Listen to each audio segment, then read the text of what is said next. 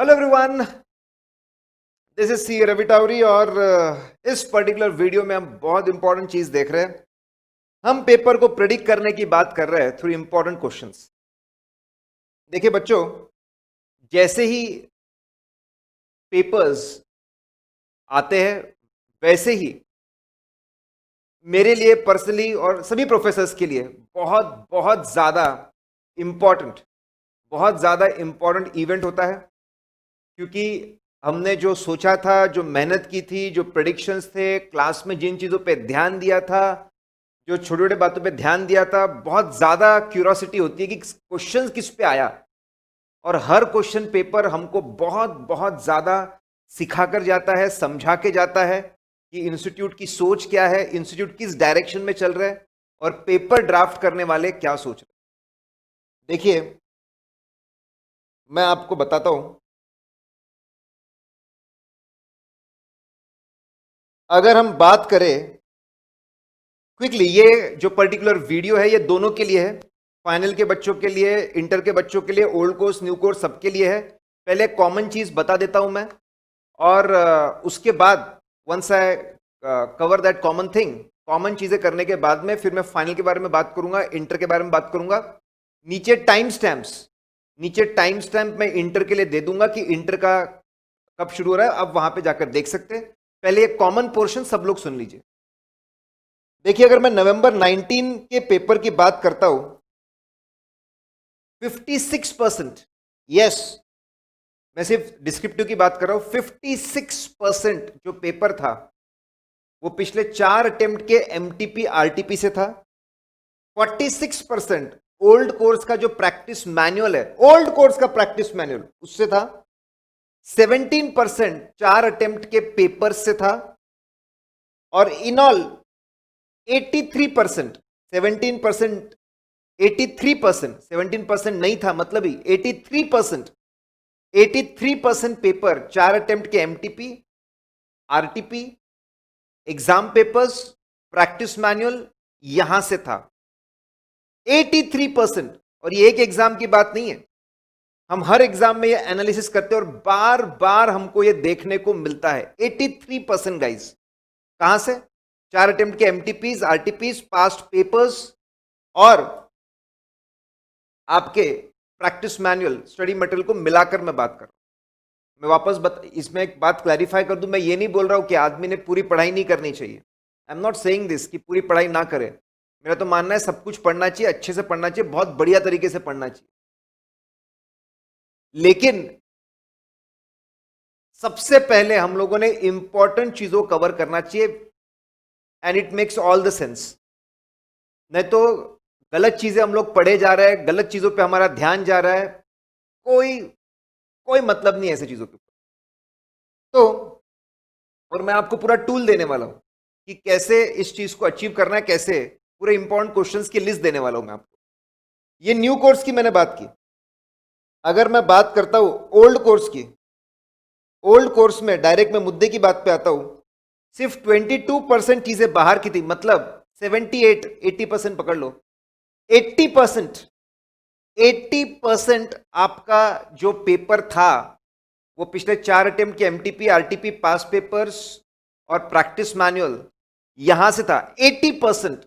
CA final new course की बात की, फिर मैंने ओल्ड कोर्स की बात की।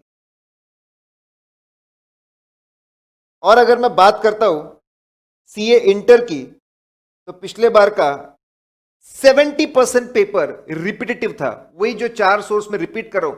70%, सिर्फ 30% पेपर बाहर के थे। और मैं ऐसा मानता हूं, ऐसा बहुत रेयरली होता है, हमेशा इससे ज्यादा ही क्वेश्चन आते हैं।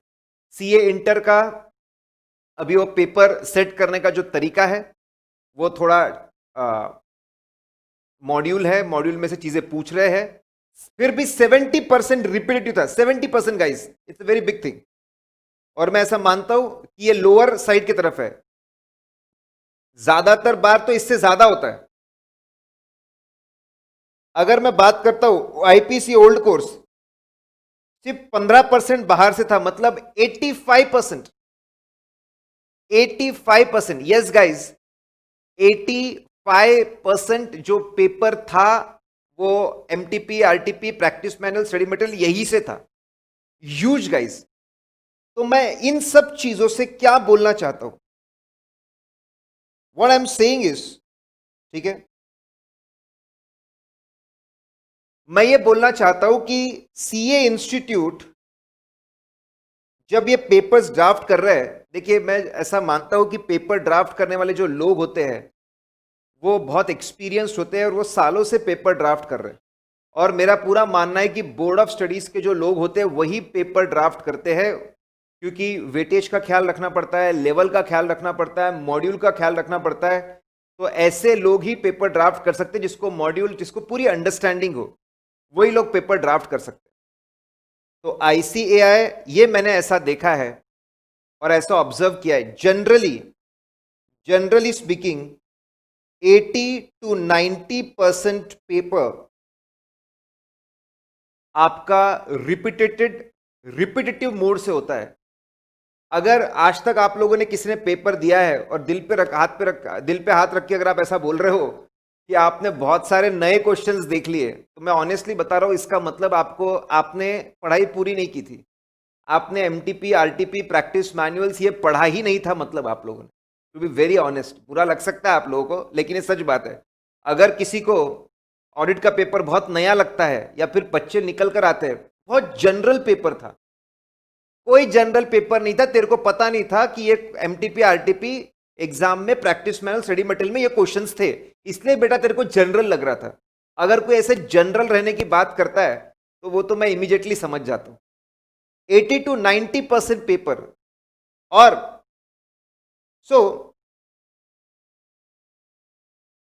पॉजिटिव साइड की अगर मैं बात करूं, निगेटिव साइड में अगर बात करूं, फिर भी मुझे ऐसा लगता है, आप मानकर चलिए 70 to 80%, अगर मैं इसको हाइयर साइड में और इसको लोअर साइड में, 70 to 80% रिपीटेशन है, 70 to 80%। तो थोड़ा एवरेजिंग आउट कर लेते हैं, ठीक है। अगर हम एवरेजिंग आउट भी कर लेंगे, अब एग्जैक्ट एवरेज निकालने के लिए मत जाइएगा, ठीक है। 85 और यहां पे 75, करेक्ट। ऑन एन एवरेज अगर हम लोग मान ले 80% पेपर रिपीटेशन से आ रहा है। और मैं ये बिल्कुल भी, फिर से बता रहा हूं, मैं ये बिल्कुल नहीं बोल रहा कि पूरी पढ़ाई ना करें, लेकिन क्यों ना इसका फायदा उठाया जाए। इन सब चीजों को ध्यान में रख के हम लोगों ने क्या किया मैं आपको बता दूं। हमारे पास में अराउंड 3650 क्वेश्चंस, 3650 क्वेश्चंस से लगभग 4000 तक भी, ठीक है, अगर मैं बहुत सारे और क्वेश्चंस काउंट करूं तो 4000 क्वेश्चंस के आसपास हमारे पास में पूरा डेटाबेस होता है, कंप्लीट डिटेल्स। कौन सा question, practice manual, study material, MTP, RTP. जिन लोगों ने हमारी परम क्वेश्चन बैंक देखी है वो समझते होंगे कि कितना इन डेप्थ एनालिसिस हम लोग करते हैं। तो हम लोगों ने पहले जो 7 बार से ज्यादा रिपीट हुए रिपीटेटिव क्वेश्चंस है, वो रिपीटेटिव क्वेश्चंस हम लोगों ने बाकायदा एनालिसिस करके रिपीटेटिव क्वेश्चन निकाले 7 बार से ज्यादा। उनकी आने की प्रोबेबिलिटी बहुत ज्यादा है, क्योंकि जो भी बंदा पेपर ड्राफ्ट कर रहा होगा, इतनी बार रिपीट हुए ये क्वेश्चंस कि वो क्वेश्चन सिलेक्ट होने की प्रोबेबिलिटी बहुत बढ़ जाती है। और ये कहीं तो पेपर ड्राफ्ट करने वाले की मेंटालिटी भी बताती है कि उनको ये क्वेश्चंस बहुत पसंद है, इस तरह के क्वेश्चंस बहुत पसंद है, बार बार उन्होंने रिपीट किए। और फिर इसके बाद 4 अटेम्प्ट के, इनफैक्ट अब तो 5 कर दिए हमने, 4 से 5 अटेम्प्ट के एमटीपी, आरटीपी के क्वेश्चंस हमने ऐड किए। फिर रीसेंट जो एग्जाम थी, रीसेंट 2 एग्जाम्स, ठीक है, 2 से 4 एग्जाम्स के, एग्जैक्ट मैं आपको बता दूंगा, 2 से 4 एग्जाम के क्वेश्चंस हम लोगों ने उसमें से डिलीट कर दिए, क्योंकि जो रीसेंट एग्जाम से क्वेश्चन है उसके रिपीट होने के चांसेस कम होते हैं। ऐसा करके हम लोगों ने सीए फाइनल के लिए 250 मोस्ट इंपॉर्टेंट क्वेश्चंस बनाए हैं और इंटर के लिए 200 मोस्ट इंपॉर्टेंट क्वेश्चंस बनाए हैं। हमने बाकायदा कॉन्सेप्ट हमारी क्वेश्चन बैंक अगर आप देख चुके हैं, परम क्वेश्चन बैंक कॉन्सेप्ट नंबर्स होते हैं, कॉन्सेप्ट नंबर्स, उसके रिपीटेशंस और कितनी बार क्वेश्चंस पूछे गए, कितने बार क्वेश्चंस पूछे गए, ये सब कुछ क्वेश्चंस के साथ में हम लोगों ने लिस्ट बनाई है। मैं एक बार आपको क्विकली बता दूं। पहले मैं सीए फाइनल की बात कर रहा हूं, साइंटिफिकली सिलेक्ट किए। स्टेप नंबर 1 में हमने 7 टाइम्स 7 बार जो रिपीट होते हैं उनको हम लोगों ने लिया। 19-20 के दोनों के एमटीपीज आरटीपीज, हाँ नवंबर 20 की अगर बात करता हूं मैं, नवंबर 20 के एमटीपी आरटीपी हम लोगों ने नहीं लिए। ऑफ कोर्स नहीं ले सकते वो, क्योंकि वो रिलीज ही नहीं हुआ अभी, वो हम लोगों ने नहीं लिए। वो भी बहुत ज्यादा इंपॉर्टेंट होते हैं। रिसेंट एमटीपी आरटीपी से सवाल पूछने के चांसेस काफी रहते हैं। फिर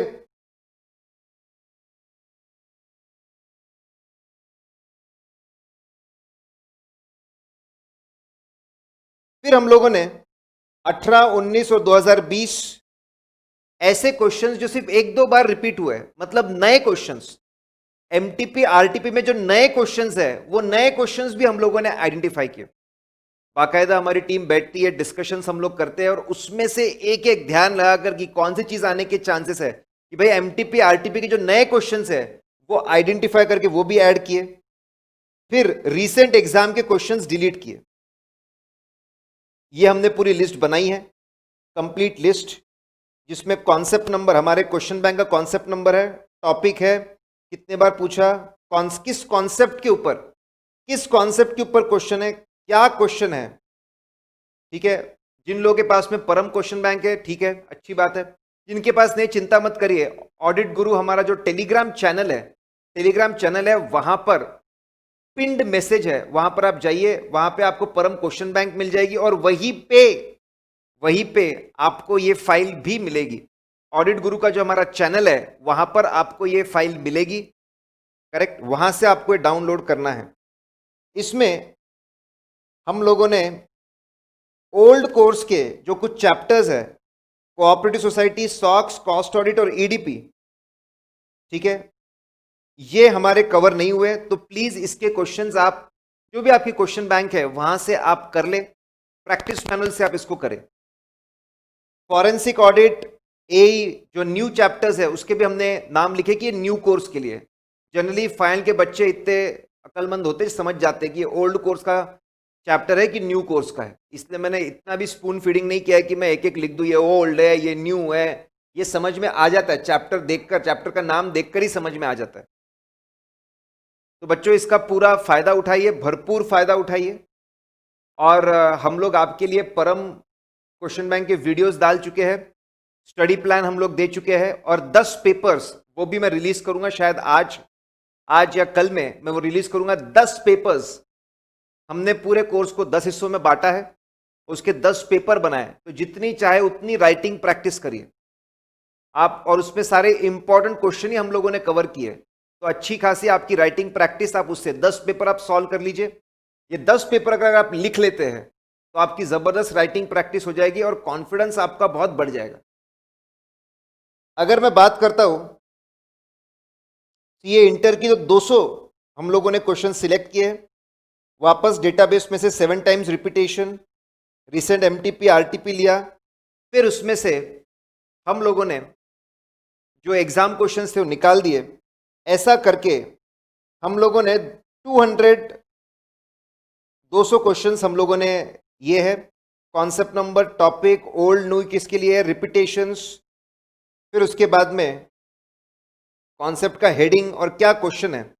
यहां पर भी अगर हमारी क्वेश्चन बैंक आपके पास में होगी अच्छी बात है, नहीं होगी तो ऑडिट गुरु टेलीग्राम चैनल पे आप लोगों को मिल जाएगी, you will get it there. एक खास बात बता दूं मैं, इंटर का कोर्स पढ़ाने का 2 तरीके होते हैं, एक होता है चैप्टर वाइज पढ़ाइए जो मॉड्यूल में दिए हैं, दूसरा तरीका होता है स्टैंडर्ड्स ऑन ऑडिटिंग वाइज पढ़ाइए, ऐसे वाइज आप लोग पढ़ाइए। अब ऐसा है कि मेरा ये एक्सपीरियंस है, 13 साल का एक्सपीरियंस, 13 साल से पढ़ा रहा हूं मैंने देखा है कि स्टैंडर्ड्स ऑन ऑडिटिंग के पॉइंट ऑफ व्यू से पढ़ाना काफ़ी अच्छा है, लॉजिकल होता है, सिस्टमैटिक होता है, रिटेंशन इंप्रूव होता है, तो हम लोग ऐसे वाइज चीज़ों को पढ़ाते हैं। 13 में से जो 8 चैप्टर है सीए इंटर के, और उसी तरीके से मेजॉरिटी चैप्टर्स जो है सीए आईपीसी के भी वो ऐसे बेस्ड है। तो यहां पे मैंने लिस्ट दी है कौन से ऐसे बेस्ड है, कौन से ऐसे में कंटेंट कवर होता है। हमने ये इंपॉर्टेंट क्वेश्चंस की लिस्ट ऐसे वाइज हम लोगों ने पढ़ाई है, ऐसे वाइज उसको हम लोगों ने पढ़ा, तो पूरी लिस्ट आपको दी है, आपको रिलेट करने में आसानी होगी। जो 2 चैप्टर्स है सीए आईपीसीसी के, वाउचिंग वेरिफिकेशन और ईडीपी, यहां पे कवर नहीं है, तो उसका प्रैक्टिस मैनुअल से आप कवर करिए। ये जो इंपॉर्टेंट की लिस्ट है आप लोगों के लिए बहुत बहुत ज्यादा इंपॉर्टेंट रहेगा, बहुत ज्यादा आपको मदद करेगा ये, तो इसका पूरा फायदा उठाइए। और मेरी बात ध्यान रखिए, इसको कवर करने के बाद अपना स्कोप और बढ़ाइए। हमारी जो क्वेश्चन बैंक है, क्वेश्चन बैंक को आप कवर करिए, कवर क्वेश्चन बैंक, और क्वेश्चन बैंक हो जाता है तो फिर आप, हमारे नोट्स है, नोट्स में से और भी जो टॉपिक्स है वो आप और कवर कर सकते हैं। ये पूरे रिसोर्स हम लोगों ने आपको प्रोवाइड किए हुए हैं, और कोई भी डाउट है तो auditguru.in पे जाकर डिस्कशन पॉइंट जो एरिया है वहां पर आप हमको सारे डाउट्स पूछ सकते हैं। तो बच्चों पूरा एंजॉय करिए, पूरा एंजॉय करिए, और ये क्वेश्चंस को फोड़ दीजिए।